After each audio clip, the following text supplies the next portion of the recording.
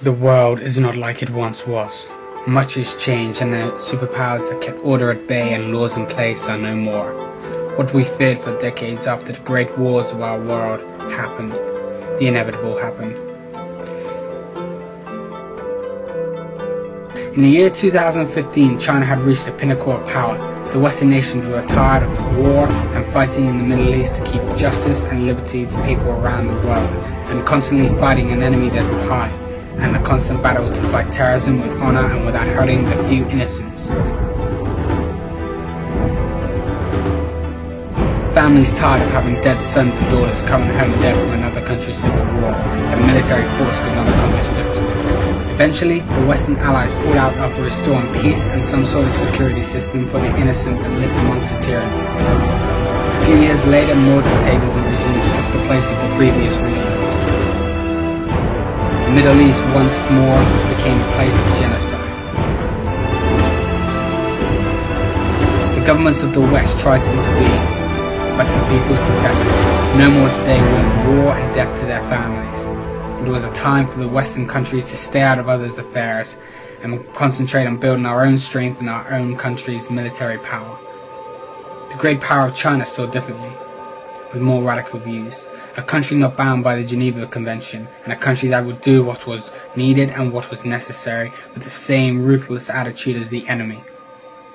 After many warnings from China, the Middle Eastern Union, made up of all the radical nations, launched an attack on China. But China was ready. The largest personnel mobilization in history took place by the Chinese, and China advanced into the MIU.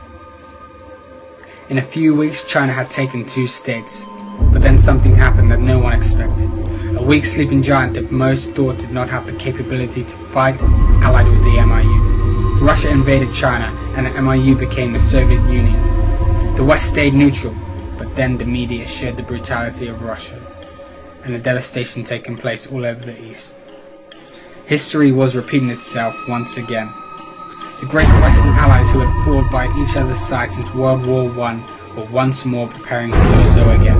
Britain and the US mobilized and built their military forces and started positioning along the European borders and the Middle Eastern Sea, as well as the North Sea and the GIUK Gap. China was holding up well against the Soviet Union, but slowly the Soviets were making ground.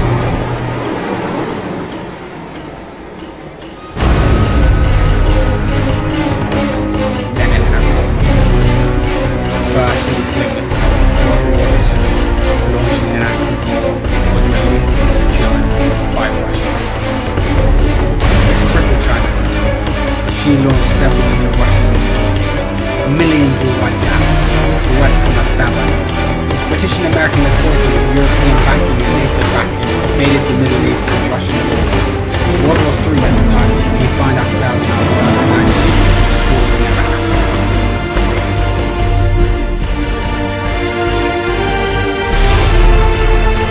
The carnage was unimaginable, and many innocent died. This time, the West had an enemy that could see and destroy.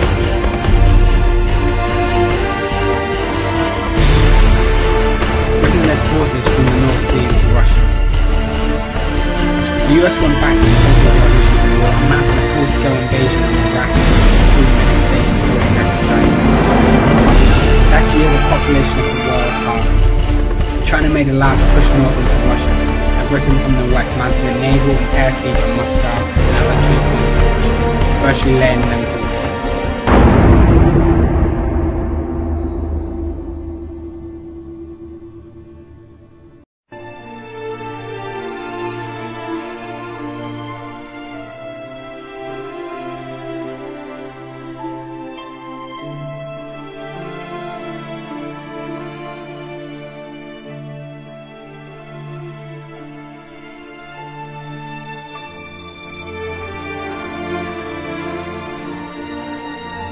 When victory was almost at hand, the Soviets initiated what they called Order Z.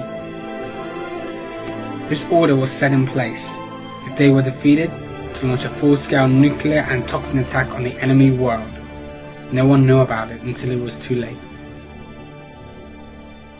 Hundreds and thousands of nukes were launched, targeting China, Europe, Japan, Britain, and America, as well as other NATO countries.